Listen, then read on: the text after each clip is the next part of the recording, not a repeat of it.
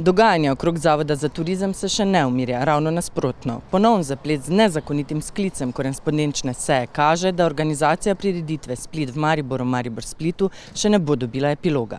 Predsednik sveta Zavoda za turizem Maribor Pohorje, Gregor Bezljaj, naj bi zoper neznano osebo utemeljeno podal kazensko ovadbo. V dokumentih, ki smo jih pridobili, je razvidno, da naj bi Gregor Bezljaj sklical 4. korespondenčno sejo sveta Zavoda za turizem Maribor Pohorje, na kateri naj bi obravnavali predlog za izdajo soglasja za izvedbo prireditve Split v Mariboru, Maribor v Splitu 2018.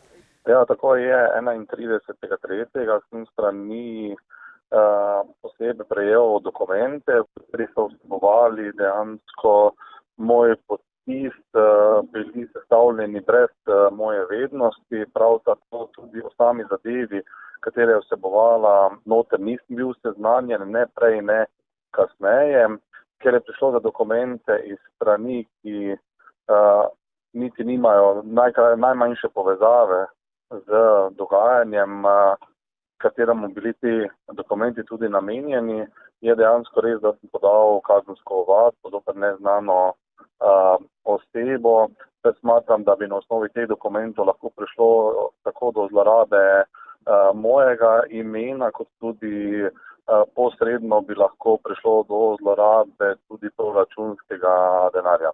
Kot smo že poročali, je Zavod za turizem Maribor Pohorje pri organizaciji dogodka Maribor Splitu Split v Mariboru uredil tehnične in operativne zadeve, direktorica pa po mnenju avtorja projekta z eminentnimi gosti iz tujine naj ne bi želela komunicirati. Na Zavodu za turizem Maribor Pohorje pred našo kamero niso želeli. Na naša vprašanja v zvezi s to temo pa so nam odgovorili.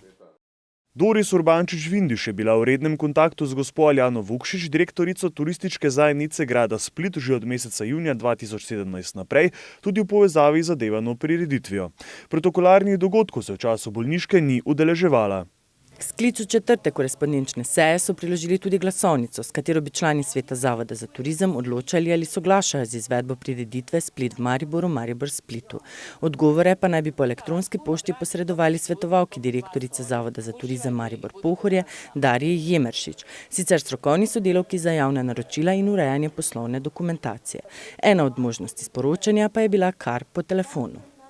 Glede dodatnih informacij glede tega, pa žal zaradi poteka postopka ne morem komentirati. Za mnenje smo povprašali tudi v Mariborskem zavodu za turizem, vnovič pred kamero niso želeli dati izjave, njihovih pisnih odgovorov pa do zaključka redakcije tudi nismo dobili.